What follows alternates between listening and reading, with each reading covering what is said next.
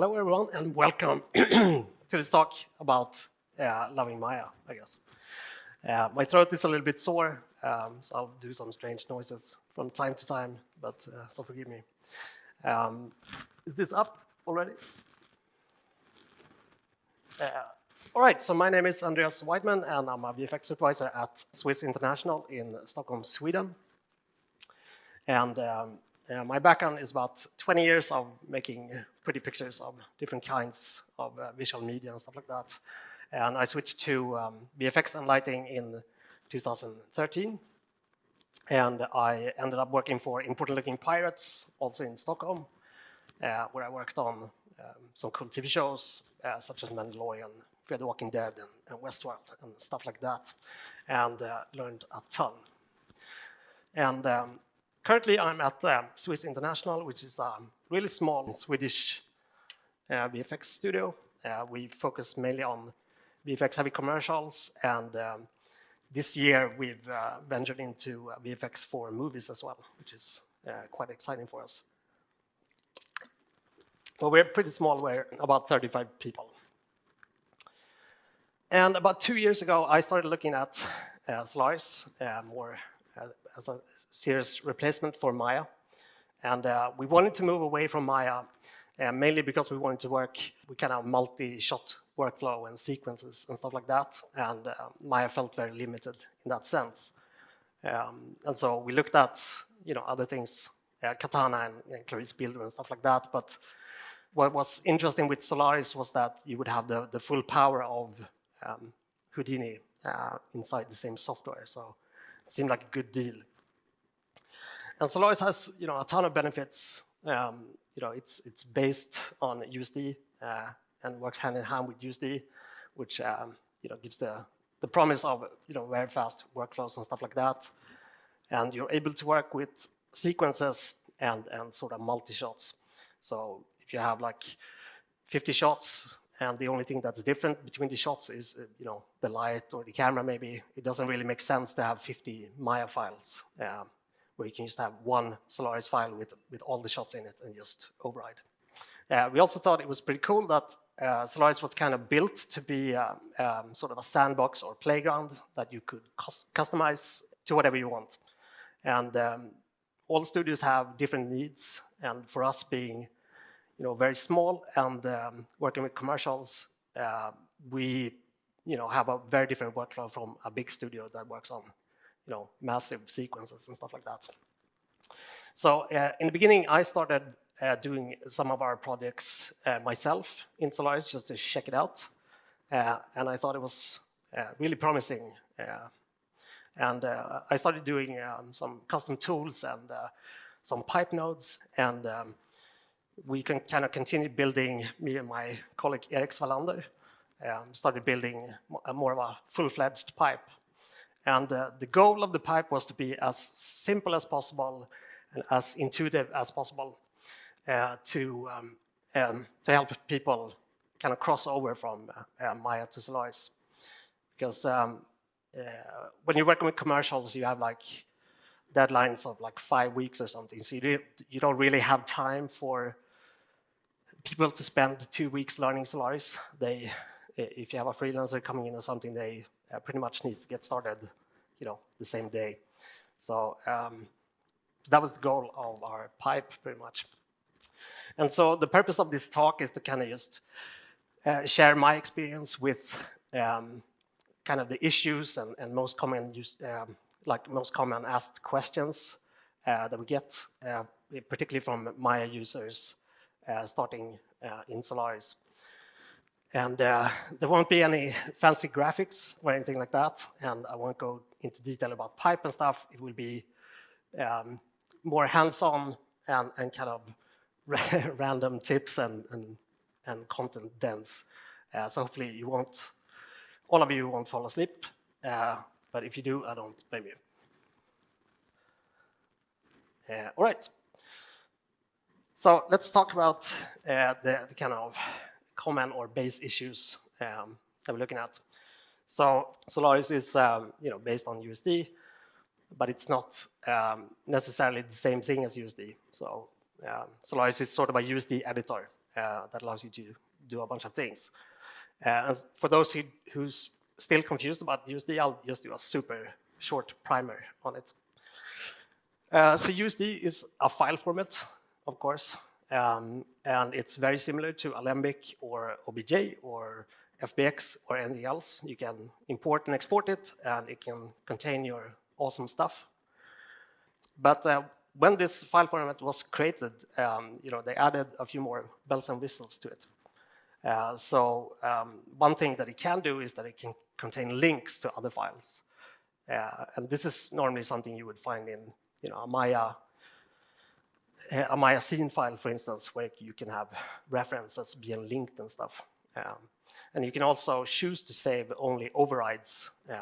So basically, you could have a bunch of USD files. Sometimes we call them layers.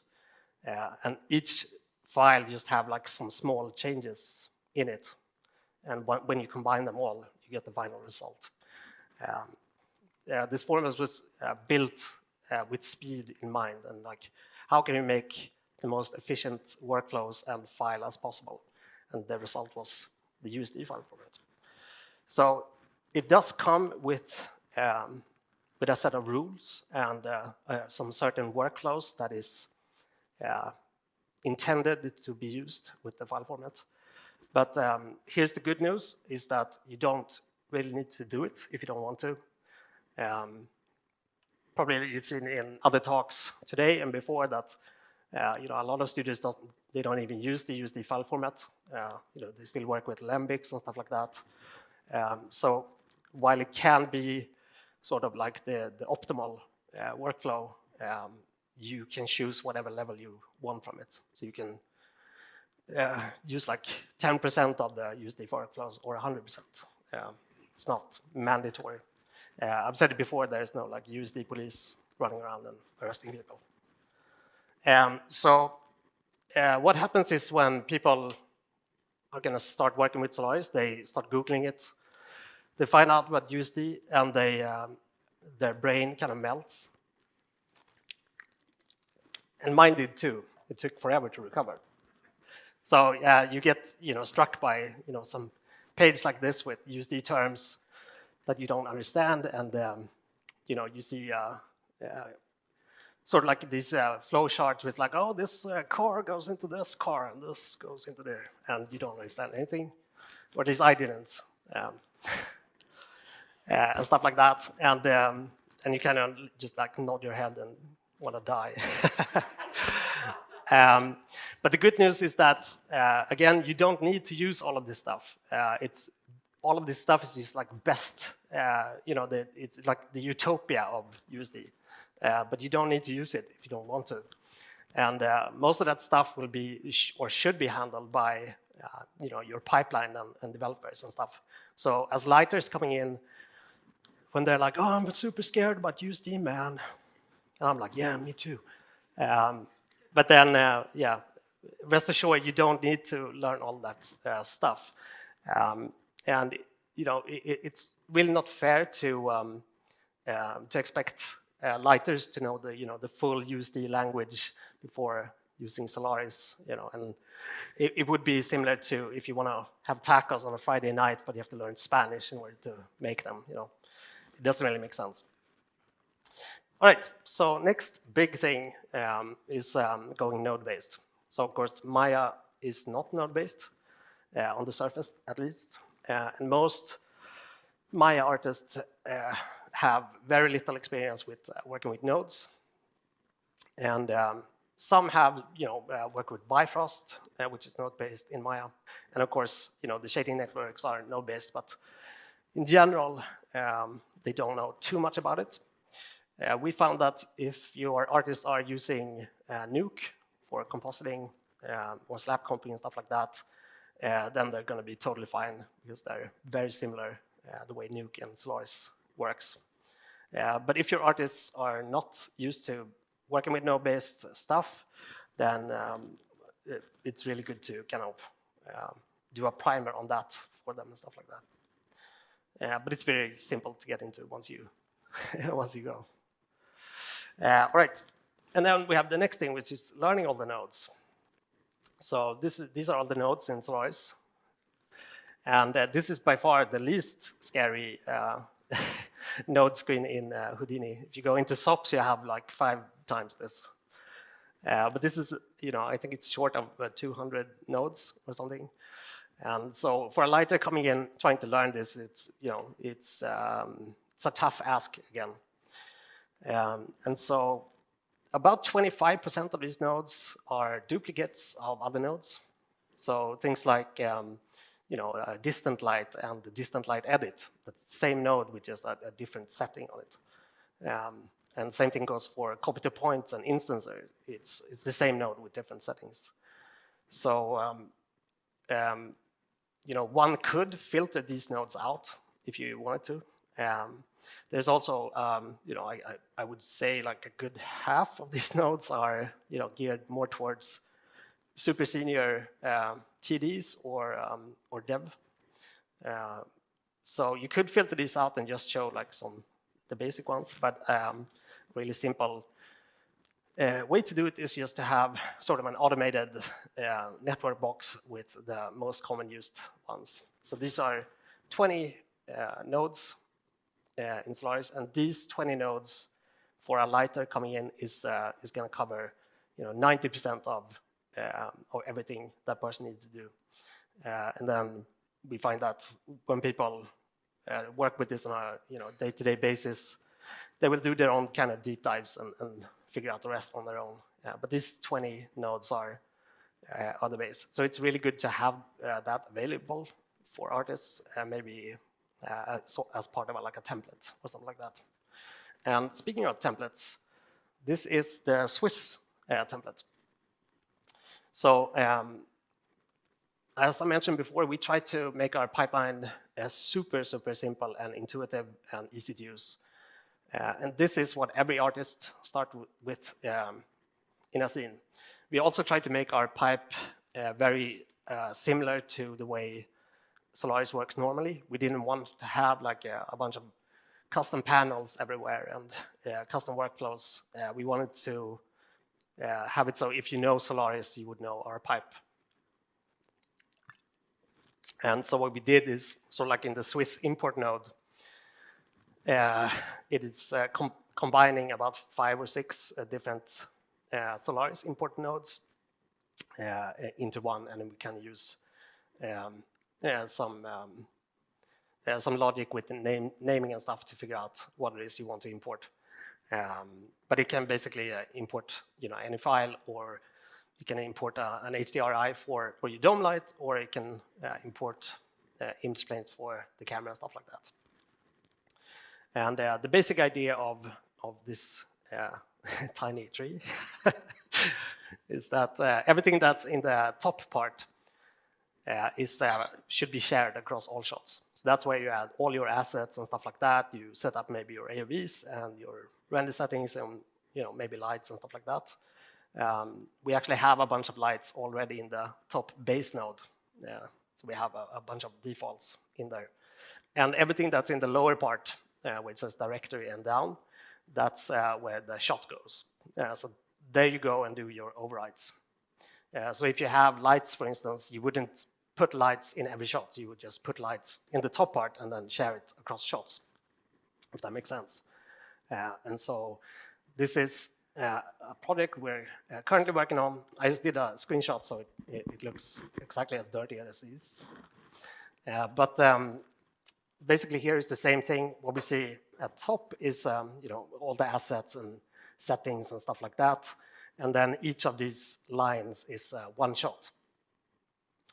And there are certain, like you can do this in different ways. So we've chosen to do it with these kind of lines.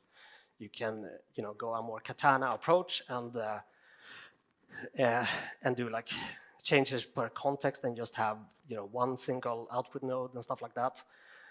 But we chose this approach, and the reason for that is so like I said, this is just one artist working on this, and I think it's like 20 shots. So if he becomes sick and someone has to take over, it's really easy to just jump in and just look at the shot number, which is super gray. And you can instantly see like, oh, these are the changes done in that shot. And likewise, if you need to delegate a shot or something, it's very easy to just copy paste, that line in a sense. All right, and like I mentioned, you don't need to know all about USD and stuff, but it is good to know some USD concepts. And one in particular is the additive workflows that I think been mentioned by probably every dude up here. But it's the idea of USD is that you create something and then you build on top of it. So you keep adding to it, but you don't remove things. And the base idea or the base reason for that is that you want people to be able to always count on what's been there before. So if someone is rigging, for instance, and suddenly someone deleted the leg and updates their model, the entire rig just crashes. Or same thing in lighting. If you update a model and all of a sudden there's something there with a new name, so the shaders doesn't work or something like that. So the idea is that you keep adding to stuff instead, and it can take a little bit of getting used to, but we found that most people actually like it after a while, and they plan their stuff better as well. All right, so I thought I would kind of go into the Solaris UI and stuff, and I'll try to switch back and forth between Maya and Solaris to kind of explain some concepts in like Maya language. So we can start with kind of the stage and nodes and scene graph here. So we're in Solaris. And so this doesn't at all look like Maya, of course. But we do have our viewport up here, which is the same. In Maya, you have your attributes over here to the right, which is pretty much the same as well. And down here, we have something that is pretty similar to the outliner. And over here, we have some these kind of USD layers and stuff like that. And I would say that this is probably too advanced for a lighter, and most lighters, they don't really get into that. So my advice is just to ignore it. And so a few questions kind of comes up. So the first thing is, when you in Solaris, it's named stage. So that's an instant confusion, like why is stage Solaris? So stage is actually a USD term, and in Maya you actually have this as well. So you can, I won't do so much with it, but you do have universal descriptions, and you can start a new stage. So it's a USD thing in a sense. So in Solaris, we put down nodes, so we'll you can create a camera and something like that, and you build stuff, and in the end you have your output node. So a lot of people then ask, like, why do you have this like scene graph or this outliner if you also have the nodes? Like, why have both? And the reason is that whatever we create here with the nodes, this is the output. So what we see in the scene graph is the output, the USD result of whatever we created with our crazy nodes. And people also get confused that, in this scene graph or the outliner, let's say, it's read-only, so you can't rename things, you can't move them, you can't do anything. And people get very frustrated with that as well. It's like, I just want to do stuff. Going over to Maya, if you have ever worked in a pipe or something like that, you probably experienced using references. So I have a super pretty animal scene here, which I made in 6 minutes. Woo! I didn't make the animals. This is the Autodesk animals. This blue thing here means that it's a reference. And what that means, of course, is that this file is still on disk. So if this Alembic that I just loaded, if that's updated somehow, it will be automatically updated in this scene. If I try to rename things here, I can't. I can't even delete it. I'll get an error. And I can't move things out. So in a sense, this is, pretty much the same thing. It's, read-only.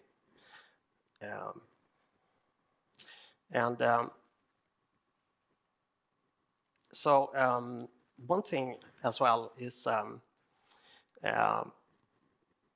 about, let's see if I just gonna whoop. All right. So in Maya, when you, if you want to kind of like do some edits to this thing, well, what should we do? Woo! All right. I'm so proud of this. You can do these changes, and let's do some more crazy stuff. Poke face and bevel, I don't know. You do a bunch of stuff with it. In Solaris, we have to use something called a Submodifier. So in my scene, I have this. Here we go. I have this very nice aquatic beast. In order to actually do anything with this, we have to specifically check this to unpack USD primitives to polygons. And once I do that, I can kind of jump in and do similar things here with, super fancy nose, something like that. Woo. And the reason for that is that USD as a file format is packed. And for those who don't, or Maya users are very, they don't really use packed geometry, but it's pretty much like a zip file. If you have a zip file, you can't edit the contents unless you extract it first, and it's similar here. And the most similar thing in Maya is GPU cache. So if I bring in a GPU cache, the same animal thing here, and I'll just hide the first one, we can see that this just brings in like a lighting flash thing. We don't even see the structure, and we can't select anything. And this is because it's, similar to being packed. The benefit of this is, it's crazy fast. You can have insane amount of polygons because it's because you can't change it. So Solaris tries to find an in-between between these two, so that you can change it, but you have to press a checkbox first. All right, and so when I was talking about that the scene graph is the result of whatever happens with the nodes, if we go back to that, in Maya, not all people are aware that Maya is actually node-based as well. So if I open up the node editor in Maya and I graph this wonderful dolphin, we can actually see the nodes of the fantastic modeling I was doing just now, the extrude and polypoke and stuff. And most of my artists just knows this as the history, but it is actually nodes. And if you wanted to have a horrible experience, you could actually create these nodes here as well and try to connect them and stuff. And this same thing goes with everything in Maya. So if you want to create a mesh network, for instance, you have that's being graphed as well. And you can use the interface in Maya, but again, you can also use the node editor again and plug it in and do stuff. And specifically with mesh, it's actually more powerful when you use the nodes. But so it is very similar in that sense. It's just that Maya chooses to not show you the nodes straight up. But again, everything that's being created with these node networks, we don't see those nodes in the outliner because we see the result of them. if that makes sense. So with this dolphin, we don't see all this polypoke and shit. We just see the dolphin because that's the result. So in that way, it's fairly similar as well. So let's talk about working with multiple shots. So in Maya, if you work with multiple shots, sort of what you would have to do is you would use this, render setup, and you would create, shot number 2, and you would need to add like a collection, and then what goes into the collection. All right, these guys goes in. And now that's in there, and if you want to start overriding stuff, there are several ways of doing that, but you would have to add like overrides. Whoop. Sorry. You would have to add overrides to things and change the value, and every override you do, keeps adding to this list. It becomes extremely hard, like this list fills up very quickly with all the changes you do. So it becomes very hard to see what's happening. And, even more so when you start going into render settings and you try to do like, you want to change the, frame range and all that stuff. It's just, Maya wasn't made for this. So it becomes very hard to work with multiple shots in Maya. So the same thing in Solaris. If we have this wonderful scene we have here, to do another shot, just basically means dragging this out, like so, and then, in this shot, we'll maybe add a light mixer, and whoop.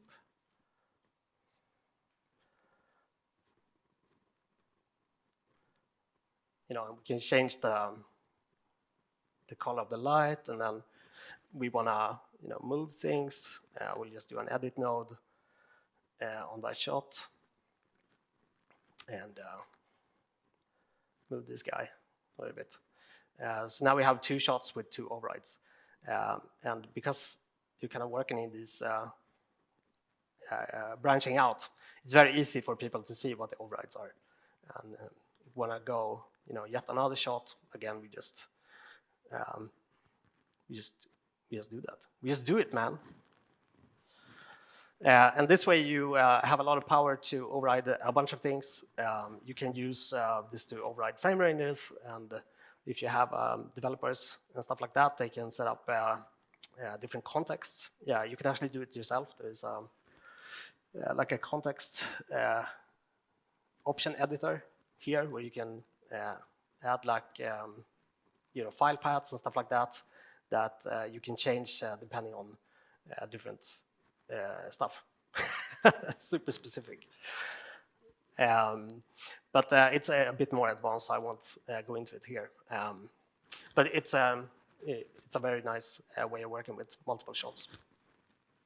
And I'm just going to run through a bunch of sort of tips and tricks and kind of random stuff that we get hit with by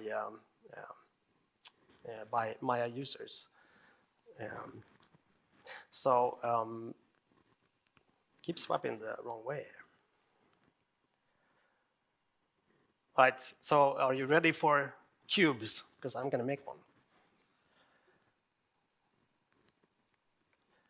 All right, so most Maya artists coming into Solaris, they are very used to, let's say they're doing like layouts or something and they want to build.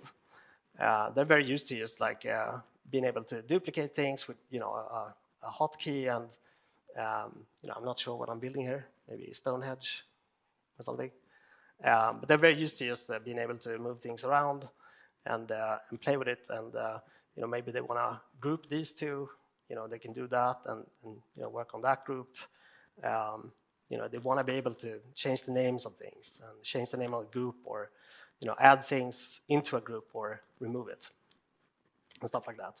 So when they come into Solaris, their initial reaction is like, okay, so I need to make a cube, and then I need to duplicate the cube. and how many duplicates do I want? Maybe 6, 5, 4. And then I need to create an edit node. And it kind of goes on like this, and now they can kind of start moving things around, but they're like, okay, but how do I group this now? And how do I change the name? Because, it's read-only and all that stuff. So many people find Solaris very strict when they come in. But there is actually a much better way of doing this. So there is a node called Stage Manager, and we can call this the outliner node, pretty much. So in this, you have the same shortcuts as Maya have with duplicate and group and copy paste and all that jazz.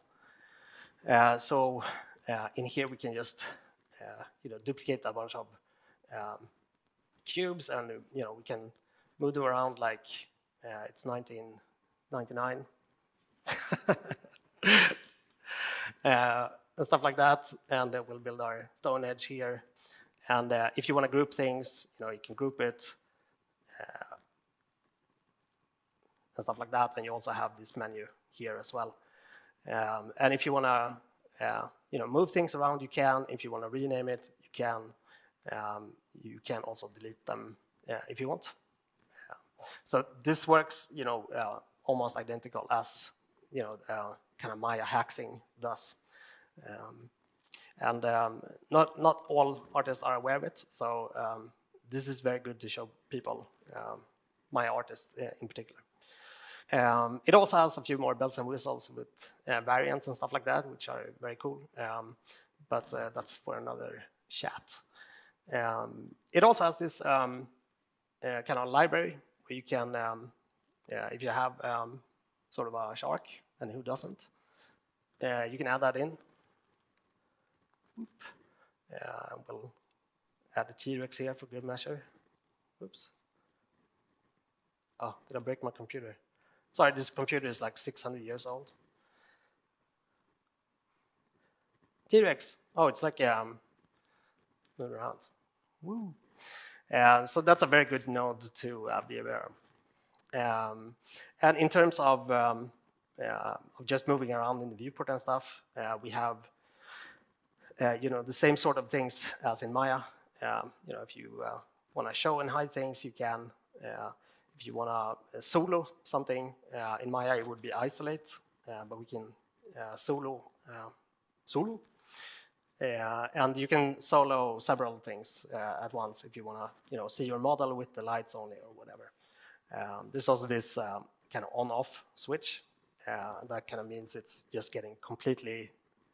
It doesn't even load into memory.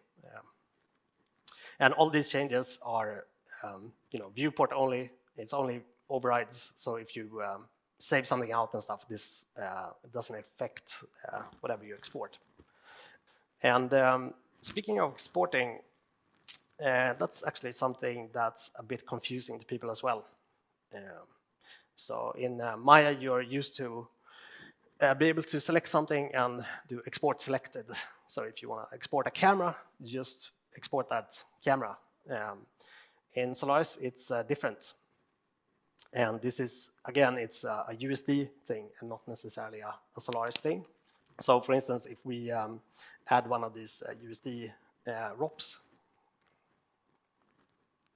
All right. If I plug this in, we can kind of see in the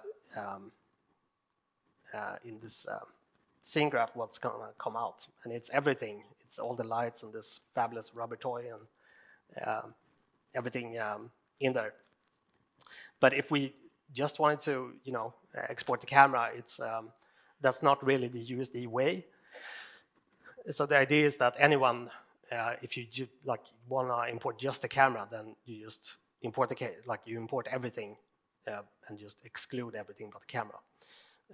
And that's fine if you set your scenes up like that and you have softwares that work like that.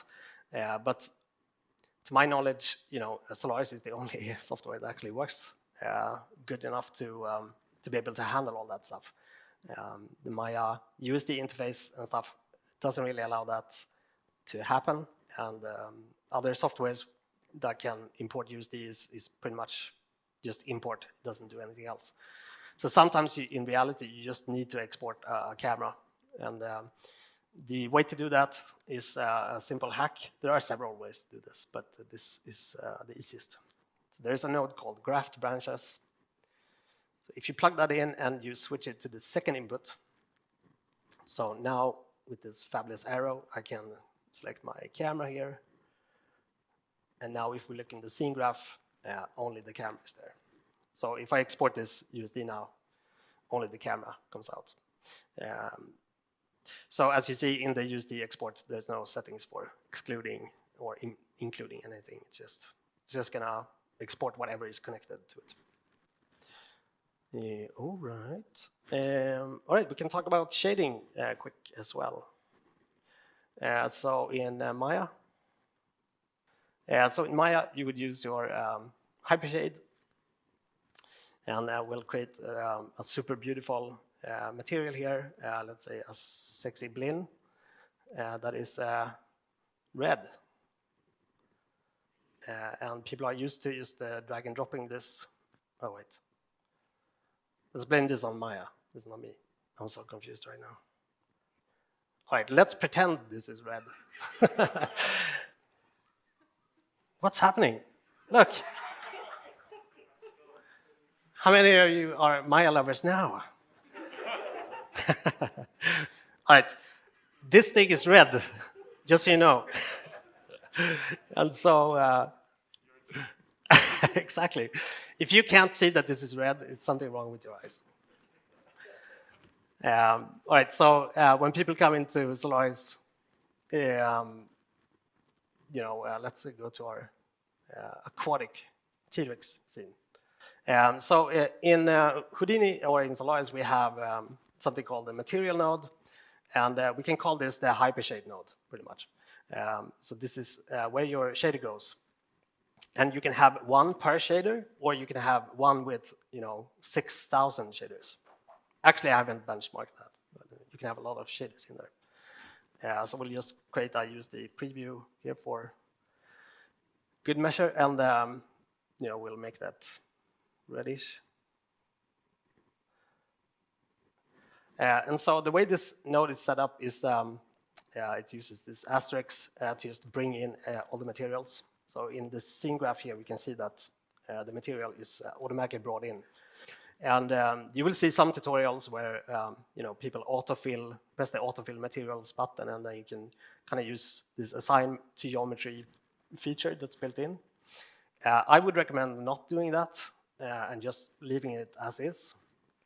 And then you would use a node called assign material instead. It just makes it a little bit more clean, and you can assign different stuff between different shots if you want to. But also, even if you don't have that assign material nodes, if you can actually drag and drop these materials on stuff as well, and it does become red. So it can work very much in like a Maya drag and drop way, but most people don't realize you can do that. But once you do that, it will just create one of these assigned materials for you. Right, so I can just explain, I should probably wrap up a little bit, but I can explain some a few oddities that you might find yourself seeing. So in Maya, when you parent constrain, it's a nightmare in itself, because you have to select the two and then hope that you select them in correct order and stuff. In Solaris, it's a node, of course, and it has two inputs. And so the way our mine works, or at least mine, is that like, oh, okay, I'll plug like the first thing into the first thing, and the second thing into the second thing. And there are options to do that, but that's not actually like how it should work. So with this shark and T-Rex, they're both in this tree already that we have. So it wouldn't make sense plugging it into a second input. So you can kind of select it if you want the first or second input, but usually it will be the first input. And then you would go in and select like, oh, the shark, is connected to the T-Rex, and then he's riding like the shark. It's awesome. This should be a movie. So sometimes you would use the second input, but it would be if you wanted to constrain it to something that's not visible, for instance. And this same kind of scenario shows up in a few different places, and I think this is worth explaining to my artists because it's every single one kind of gets this wrong in the beginning, and I certainly did too. And it's the instancer node, for instance, has the same thing. You would assume it's like, oh, whatever is connected to the first, and then the instancing object in the second one. And like I said, it can work like that, but you have to set it up. You actually have to. You can't just plug in stuff. You have to, select is the first input or whatever. And with the instancer, it actually has another feature, which is you can actually go inside it and create a point network here that's animated or whatever. Just create a grid.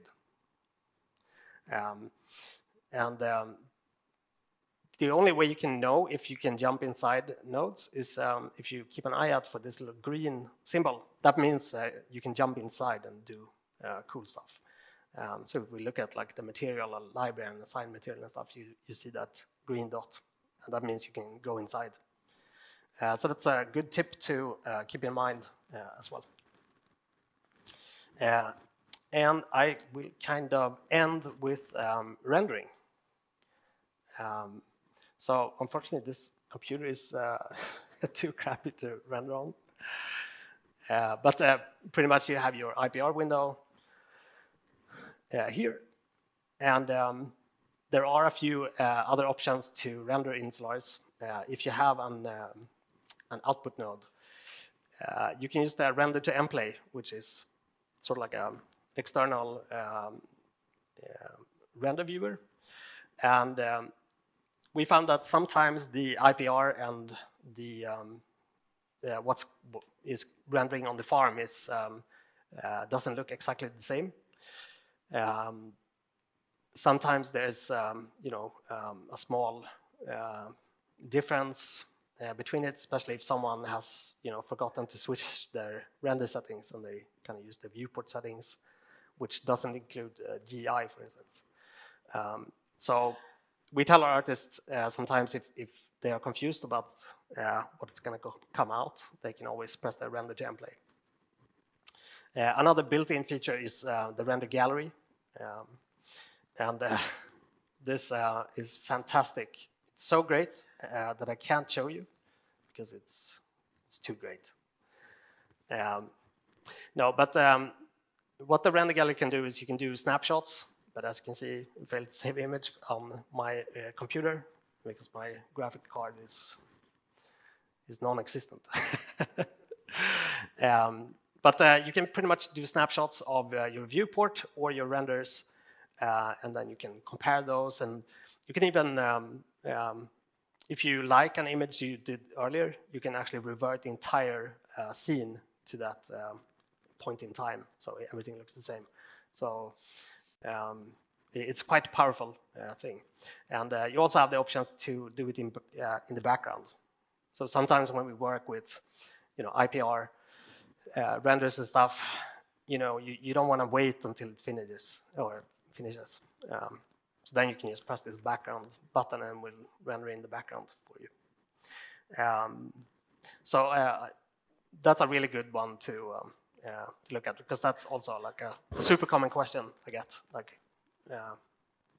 if there's like a secondary render or standalone render. Cool. And I think we'll kind of wrap up there. How many are awake?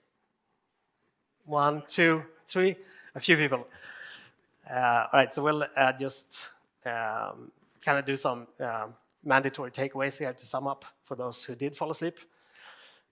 So again, lighters coming in, they should not worry about USD. If you're like if you don't have a studio, you like your own person and want to like try out Solaris and stuff, don't worry about USD at all. Just Solaris takes care of like 90% of that for you, and if you have a development team, they will take care of it even better. If that makes sense. But it's and then Solaris, it is a playground. You can customize it any way you want. Solaris is super easy to customize. Anyone can do it. You don't even need to code usually in order to do it, and just make whatever fits your workflow and makes you work faster, and don't really bother about like what the industry standard is or something like that. I mean, most of the studios up here showing their pipelines and stuff, they all take a widely different approach to each other. So there is no like right way to do it in that sense, except if you're a Pixar, because they kind of made it. All right, and then the fact that Maya is kind of similar in the sense that you can drag and drop red shaders on things, and you can it's actually node-based behind the scenes and stuff like that, and so it's very good to show people how it works in kind of both softwares I found. And the fact that Solaris is hackable, so you can use Stage Manager to do a bunch of cool stuff. And if you want to learn more about like the Swiss pipeline that we built and stuff like that, I did a talk called Solaris on Easy Mode. That's available on Houdini's YouTube channel, where we dive into our pipe in more detail, and we go into USD workflows in much greater detail, and also all the other cool tutorials they have. And I think that's it. And thank you so much for staying awake. And if any of you have any questions outside of what you might ask here, you're welcome to shoot me an email at andreas@swiss.se if you're wondering about anything. Cool. Thank you, everyone.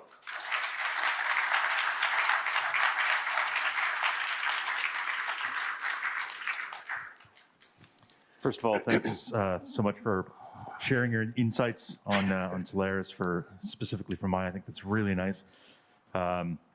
Earlier on, we were talking about what kinds of training material people would like to see for Solaris, and they all said Maya transition. So really nice stuff. In here, are there some people that use Maya that have never used Houdini? Anybody? One? Did this make sense to you? Yeah? Learned some things today?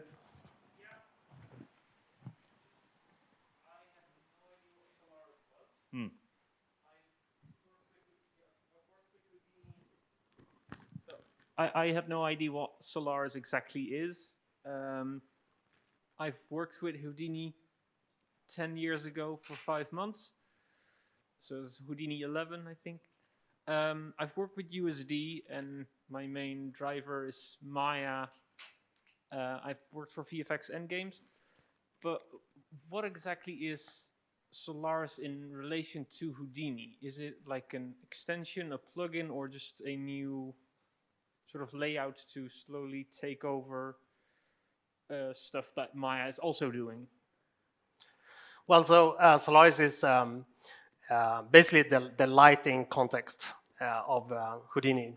So you have the modeling context, and previously we had different material contexts and stuff like that. So LOPS or Solaris or Stage or whatever you want to call it is the lighting. It's geared only towards lighting, but I think it is developing more and more to be sort of or at least to us, like the default context where you kind of start everything. So even for us, our grooming artists and stuff, they actually start working in Solaris as well, and they use the kind of SOP create nodes and stuff to create their grooms and stuff. So for us, the Solaris is becoming the standard. I don't know about you, Chris, if you have plans to delete everything else and just have Solaris?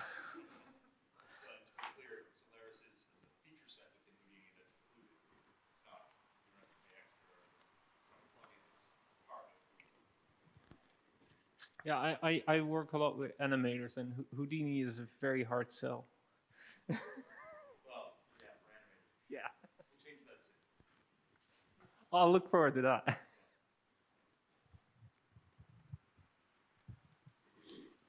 Any questions?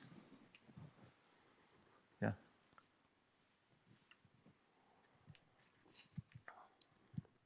So I'm fairly new to Houdini and just started out using the stage context. And one thing I was wondering about is sometimes I have a multi-part mesh where I want to apply different shaders to it, but in the USD context, it's only displayed as one mesh. How would I do that so that I can apply multiple shaders, maybe?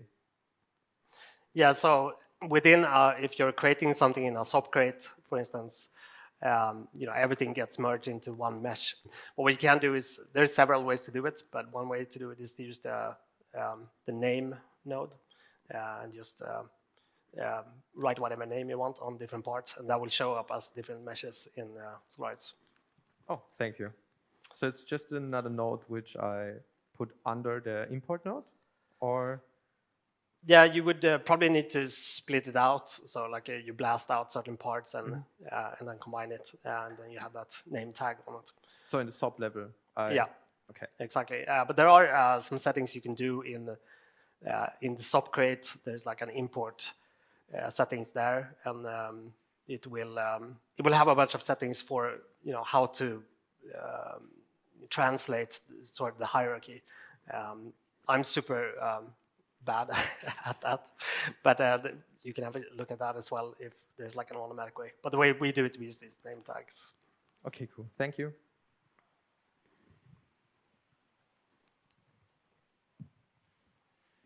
Any other questions?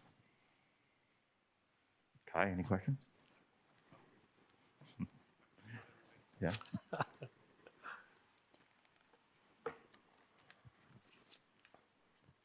I guess my question is about recruiting, because for me, it seems challenging in general to find Houdini artists and to find lighters who can, at that pace, especially in VFX and commercials, learn a new software. Do you have challenges with recruiting in general? Yeah, that's definitely an issue, and that's sort of why we built our pipe to be extremely simplified, because we wanted people to be able to learn Solaris in an afternoon and not in a month. So we have several artists coming in and they just start working in like the same day. In fact, we had an intern recently. He just learned everything in like 2 days and just is like the best of us right now.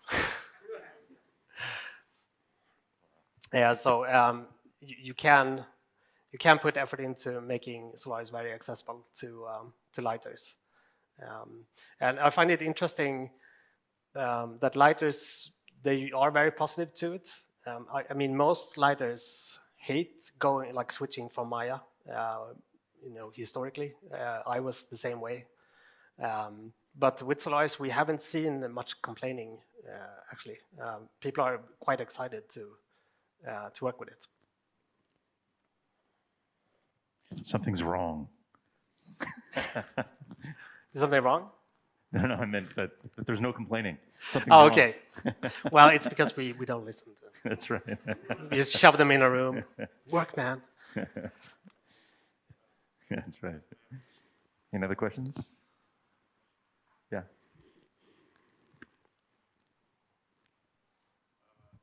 Has your logo changed colors just recently? Sorry, one more time. Has your logo just changed colors recently, or was it always these colors? Well, this is the Swedish colors, so it's always been that way. Yeah, okay. But it's sometimes a bit confusing because we're called Swiss when we're from Sweden. Nobody knows the answer to that. It started as like a joke, but yeah, it's very confusing. The question was also a joke. Yeah. I apologize.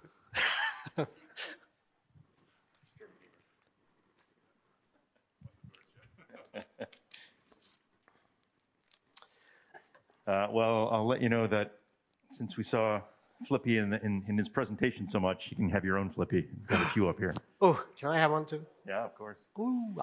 And T-shirts as well if you haven't grabbed a T-shirt. Thank you so much, Andreas. Another great presentation. Thank you, man. Cheers.